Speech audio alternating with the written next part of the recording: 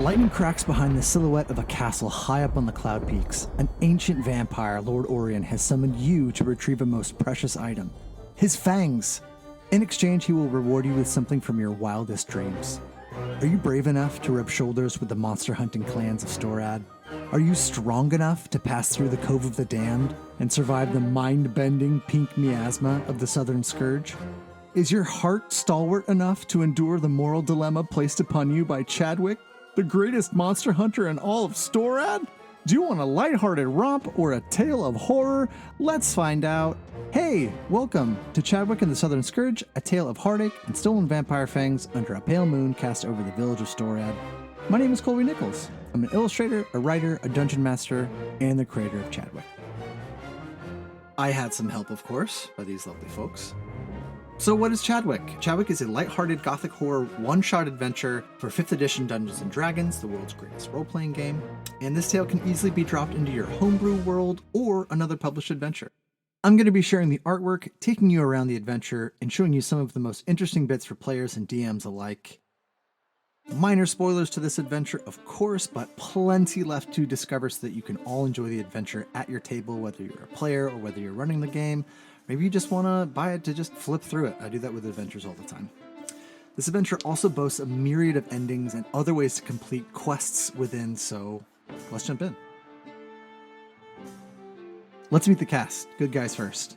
This is Chadwick. He's a 4-foot-tall frog, sleepless eyes, wears chainmail, a cape, has a rapier at his hip, and a small pouch. Chadwick is the titular character of the story. He's a monster hunter who's way past his prime. However, he is the best in the biz and collects many monster trophies, and players end up searching for Chadwick whether he likes it or not. And Chadwick he kind of sounds like this. He's a bit of a bumbler, a bumbling man with marbles in his mouth, but he cannot be stopped and he will not quit. Lord Orion is a dapper gentleman with pale skin and long white hair. A charming smile adorns his porcelain face, clothes like royalties, well-dressed and walks with a cane, for style, of course. Lord Orion is a powerful vampire who spent hundreds of years conquering and pillaging with his vampire brothers and sisters, but has since tucked himself away in his keep, Castle White, for quieter times. Alas, he has lost his fangs, and so he hires your players, the heroes, to find them.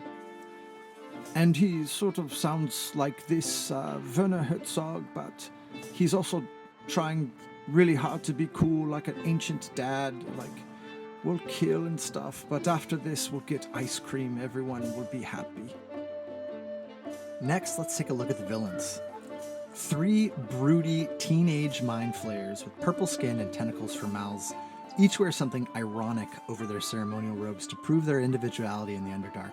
Mind flayers in D&D are psionic creatures who can read your thoughts, cast deadly magic, and they ultimately want to devour your brain or you entirely. They poke their heads into our story to cause trouble and also have their eyes on Lord Orion's fangs for more nefarious reasons.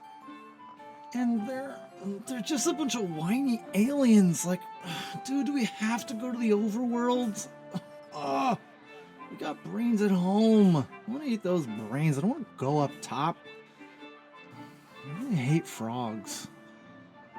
And finally, the Southern Scourge, one of the big bad evil guys in our adventure. This is a hulking beast held aloft by dozens of clawed limbs. 3 ever-staring eyes glare at you above an endless maw. Its skin is marbled with a pink gas as it swirls beneath. The Scourge has been sneaking up through the sewers at night and devouring citizens of the monster-hunting village of Storaad. Yes, there is an irony here that a monster is hunting and prowling within a monster-hunting village and hasn't been taken care of yet. Could be an interesting plot point. And this monster pokes its head right into the middle of our story. What your players do with it is up to them. Now that we've met some of the cast, let's take a look at some of the locations and set off on this adventure. First, here's the world map. Up first is the Cloud Peaks. On its roads, adventurers may find bandits in search of lost fools, as well as large spiders looking for a feast. Castle White, an ominous structure outlined by the halo of a full moon. An ancient fortress with a classic facade, yet modern interior for its time. The Village of Storaad, your classic adventuring town fit with a tavern packed with NPCs, shops, and details of the coming adventure, home to the monster hunting clans. Deep within the Village of Storaad is the Monster Hunter Alley, where the monster hunting clans of Storaad have their homes and offices. The Cove of the Damned, far below Storaad amongst the crashing waves of the Sea of Swords, the maw that opens up toward the sea is the entrance to the sewers beneath the city. The sewers, the system deep beneath Storaad that is home to the Southern Scourge and where our players meet Chadwick. The adventure begins in one of two ways. The first finds our heroes in the middle of a fight against a giant spider as they make their ascent toward Lord Orion's home, Castle White.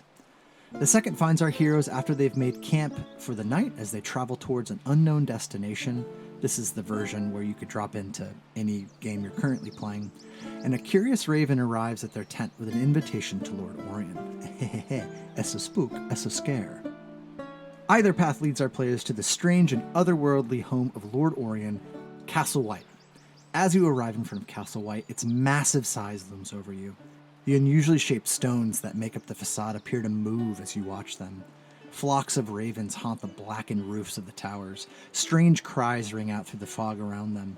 An unusually large pale moon hangs ever so close to the tallest tower. Once inside, the heroes ascend an endless spiral staircase. And there are different points along the staircase where the heroes encounter something horrific or hilarious, completely up to the DM. You have a few opportunities to meet some of the ancient residents of Castle White as you ascend. There's Sidra, a slender, muscular demon who is very evil, but will help the players if they can prove to her just how evil they are. She also loves torture devices. There's Datrice, a massive vampire built like a brick house. He will help the players as long as they help Lord Orion. He can also craft magic items for them. And Fen. Fen is a young boy. He's a were-raven to be exact. He was found within the endless halls of Castle White 1 year ago and prefers to sleep in a roost on top of the castle rather than in his room. His ravens see all. Once at the top of the stairs, the heroes are welcomed into Lord Orion's chambers. Orion has summoned the players to find his lost fangs, as well as investigate the rumors of his destruction, which can't be true because there he is right in front of you. In exchange for the fangs and this info, Lord Orion will grant one wish to each hero, and DMs are encouraged to be as generous or evil as they'd like, depending on how the adventure has gone. This adventure also has a bit of a karma scale. Some of the NPCs will react differently depending on how you've treated them or others in the adventure. Also, as the players meet with Lord Orion, if they're charismatic enough, they have the chance to earn Lord Orion's brooch. And now the Village of Storaad beckons as their strongest lead for clues as our heroes depart Castle White, and they ascend the trail leading from Castle White down the cloud peaks and swiftly find themselves staring at a sprawling village with a mix of thatched and shingled roofs. Bright lanterns accent the dark corners of Storaad's weathered cobblestones. A handful of townsfolk are out and about doing some last-minute shopping before their next adventure, while others plot in alleyways away from the prying lamplight. After arriving in Storaad, the heroes have a few different options. First, we'll go into the Rotten Rudder, Storaad's tavern. The damp and stale scent of ale and wood hits your nose as you enter this bustling tavern. A hulking minotaur hardly gives you a glance from behind a long bar top made from solid stone. Over on a cask of ale sits H.H.'s fortune machine, a fortune-telling machine that boasts 5 gold pieces to see the future, has a little coin slot and a lever. This machine will dispense fortunes for the heroes to help them or to curse them on their adventure. Depends on how much the DM wants to lean into this. It doesn't take too long for the heroes to see a group of 6 gnomes wrestling on top of a large circular wooden table in the corner of the tavern. Mugs of ale are flying everywhere as others cheer on, throwing down gold, betting on who's going to win this WrestleFest. And these 6 gnomes that are wrestling, this is the Boarded clan, one of Storaad's monster hunting clans. They're a family of gnomes who were raised in Storaad, and they've been infighting their entire lives, and they love it. They're born into fighting. They're given fighting positions as a unit instead of common names. My favorite is the Booty, of course.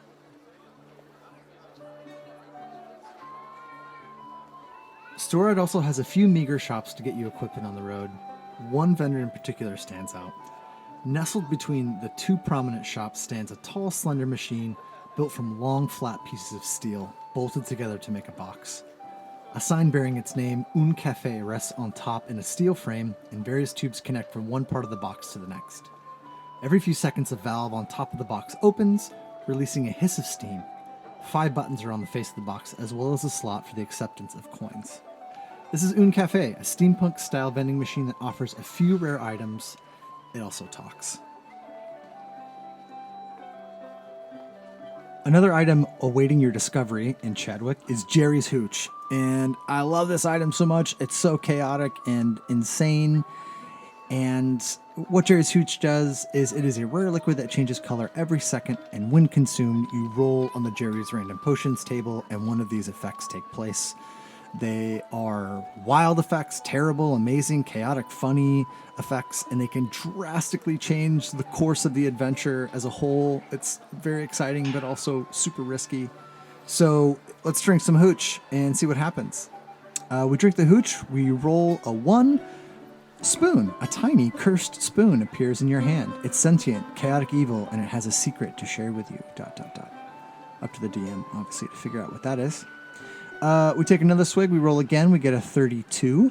We get soundtrack.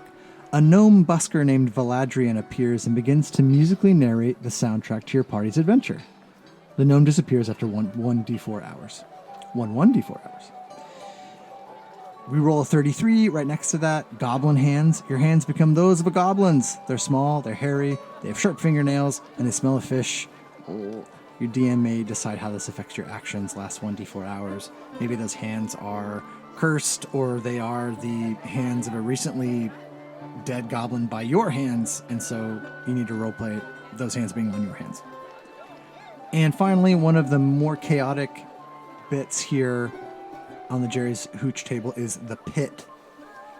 A large pit opens up in the floor, centered beneath you. It starts as the size of a pinhole and grows to 1d20 feet over 1d4 minutes. Anything or character swallowed by the pit is transported to a random location on the ethereal plane. And that's it. That's the end of the description. It doesn't say that they come back or any of the things come back. What if you get the fangs and you lose them there because this pit accidentally opens up? Or maybe the city is swallowed, or you kill the Southern Scourge with this. I don't know, but if you do roll an 18 and you play this, please let me know what happens. After some shopping and after all of those insane effects of the hooch wear off, hopefully, some more story happens. I don't want to spoil it, but we'll cut away and we find our party beneath Storaad in this haunted, creepy, dark dungeon that is really at the heart of the adventure. It's very creepy. There's danger lurking around every bend, and there are these giant clouds of the pink miasma that the Southern Scourge produces from its glands. And all these little pockets, which aren't marked on the map, good luck players, but the DM knows where they are. And they're hidden everywhere here in the sewers. And so our wizard inhales some of this pink miasma, rolls on this hallucinations chart, gets a 10, suffers from the haunted hallucination, which is temporary, but still very, very threatening.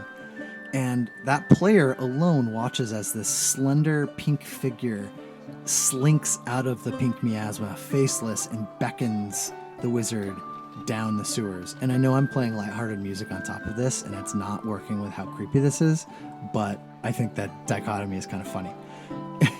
Anyway, the wizard is starting to hallucinate.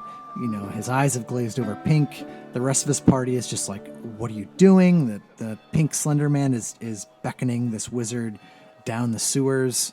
The wizard slinks off. It's being guided by this slender man into danger.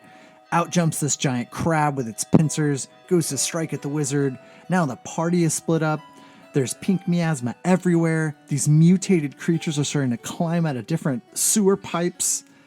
It's madness. It is a challenging dungeon, dangers afoot, especially if you're hallucinating while you're trying to fight. And if you suffer multiple hallucinations, worse things happen. Ugh.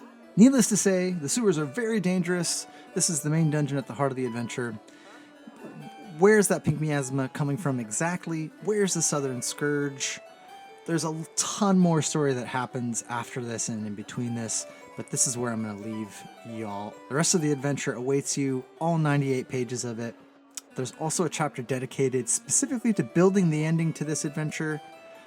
You have to answer questions like, do the players have the fangs? If they do they give them back? If they do give them back, what wish do they ask for? How does that affect the world? When they meet Chadwick, he's in trouble. Do they help him, or do they just go complete the mission now that they have the fangs? Do they kill the Southern Scourge?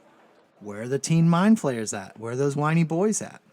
Were any of the possible epilogues triggered, like the one with the secret boss? Do the heroes complete the secret side quest? Many, many things affect the outcome of the adventure. I can't wait for you to play it. You can pick it up here on the DM's Guild. Easy way to access this is just to go onto my site, colbynichols.com, click on Big Chatty Boy right here, and it will guide you.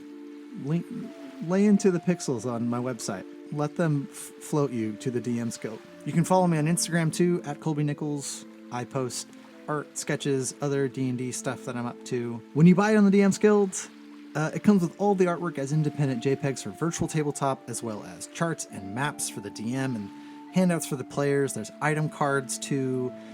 Tried to make this as easy as I could for players and DMs alike.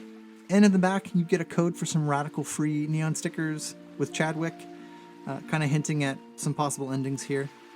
Happy hunting. See you guys later.